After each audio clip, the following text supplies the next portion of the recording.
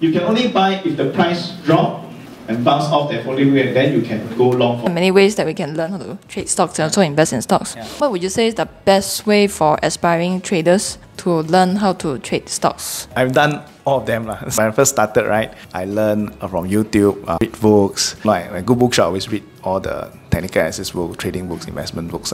Basically all of them. Even do buy software, buy books to read. Fastest way is really to get yourself a mentor. Just like you want to learn how to drive. Of course, you can go and buy the highway code, you can learn how to do it. But the fastest way is really to get somebody who can drive, and then show you how to drive. It's easier and it saves you a lot of time, it saves you a lot of money. And because it's also risky, when trading is risky, right? Yeah. If you learn from books and all these things, it's not that it's no good, but sometimes you may end up having accident, lose money, Same thing as in driving, if you have an accident, it may cost you a lot of money. Save you a lot of time, save you a lot of money, and save you a lot of pain also. What happens is that a lot of people Google stuff and then they get information overload. Then they don't know which information is good, which information is not good. So guys, if you want to learn fast as a trader, go find a mentor. Collin, what would you say is the best trader psychology that a trader can have? I think one of the psychology I have is not to focus on money. If you focus on how much you're going to make, right, then it will affect your trading psychology. Do you play any online games? No, a lot, huh? Okay, yeah, last time. Okay. So when you treat it like an online game, you want to be excellent in that game, and you want to do all the right things, then you end up being a good gamer. Same thing for trading, right? If you treat it as a game and want to score the highest point in your P&L, I think that is a very good psychology. Rather than just focus on, I make money, I lost money. You focus on being that good trader, being that good gamer, right? What are the mistakes you should avoid doing and what are the things you should be doing? If you focus on that, then you end up, you become a good trader. The second psychology I think you should have is think of you giving up risk rather than you receiving risk. So when you trade, right, you are actually selling your risk away. So you are more like you're at a casino. You're giving away the risk and people are taking your bets. You're giving out odds and people are taking your bets. Rather than the casino is giving out odds and you're taking a bet. Yeah. When you do that, then you feel that you're more in control. Your risk reward is also better. Yeah. Be the casino owner, not be the casino gambler. That's right. Collin, there are many skills that you can master as a trader. Technical analysis, trading psychology, and also money management. These are the main three things. So which one would you say is the most important that a trader should focus on more?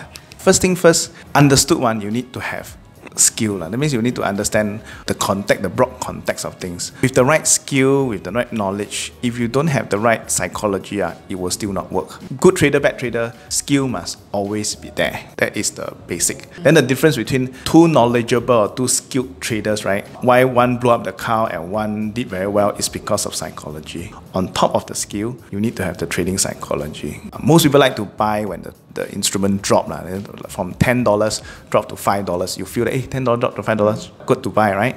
That is by buying downtrend. One came from 10 to 5, one came from 250 to 5. So from 250, it got up to $5. You say, hey, maybe too high because 1 month ago it was only 250. Now it's $5. Should I buy or not? Psychology will be harder to buy at that moment, even though both is still $5. Correct or not? Yep. Yeah. So from there you can use maybe a system to help you to guide you through when to buy.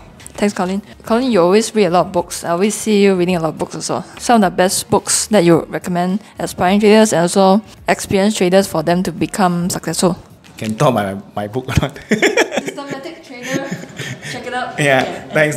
I'm joking. So, yeah. So it depends on what you're looking for. Are you looking for strategy? Are you looking for psychology? But if let's say there's one book, I would say maybe stick to the basics first. Let's say example, technical analysis. You really want to be grounded in the basics first before you get fanciful and everything, right? One of the things that helped me was when I did the CFTE course, to become a certified chartist. Helps me to go into my basics like, why is a double MA better than a triple MA? In reality, maybe you don't need to know. But because they ask you things like that, then you go and think about it. Then when your basics get grounded, then when you go into other things, it becomes easier. Like example, how intermarket analysis, how the one market affect another, how bonds affect stock, how dollar affect everybody. So things like that. If you know all these things, right, it becomes easier. So if there's a book, maybe John Murphy's book, technical analysis, intermarket analysis, These are all quite good books to read. They are thick books, but they are good books to get grounding.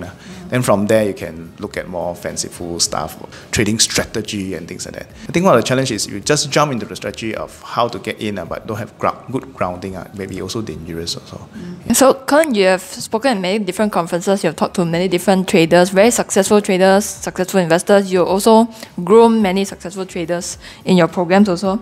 Then what do you observe are the common mindsets and habits that successful traders have? One of the misconceptions about successful traders is, they drive flashy cars. I think it's not true. Yeah. I've seen very, very successful traders that maybe they spend certain part of their money in certain part, maybe a house or things like that, but they are not very, very flashy in their lifestyle. So I think that is one thing. So I would say the character of successful trader is really one that is know how trading come into the whole scheme of things, because I've seen traders that get obsessed over trading, and then they think that trading is their life, and then it may affect them. In short run, it's good. Maybe you're very obsessed about something, but in long run, because you don't have a support system to help you to, when you're down, don't have the support system to help you, it will affect you.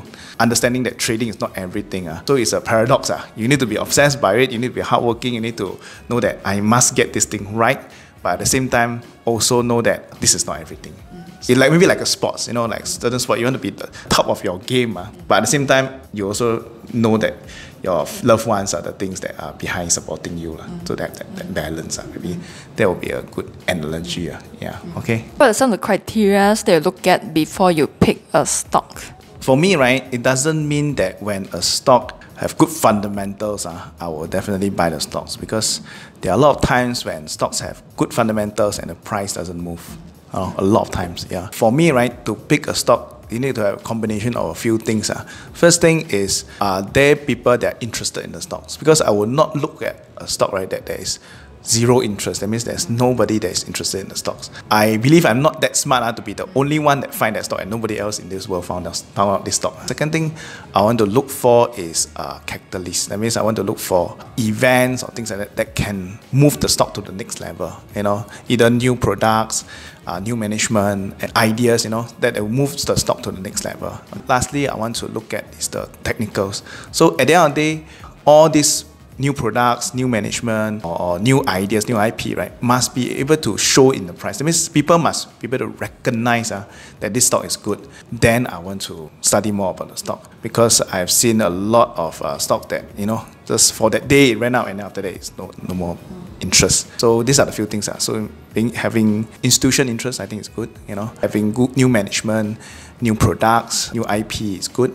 And then lastly, must be confirmed with the market. That means the market must also tell us about the stock. So the distinction is not just to buy cheap stocks, because if you buy cheap stocks, maybe a stock is nobody recognized that the value is good, so you just buy cheap. But that may not be the best idea. Let's say, example, on a whole period for 6 months. In the 6 months, which stock should I buy to make the most money?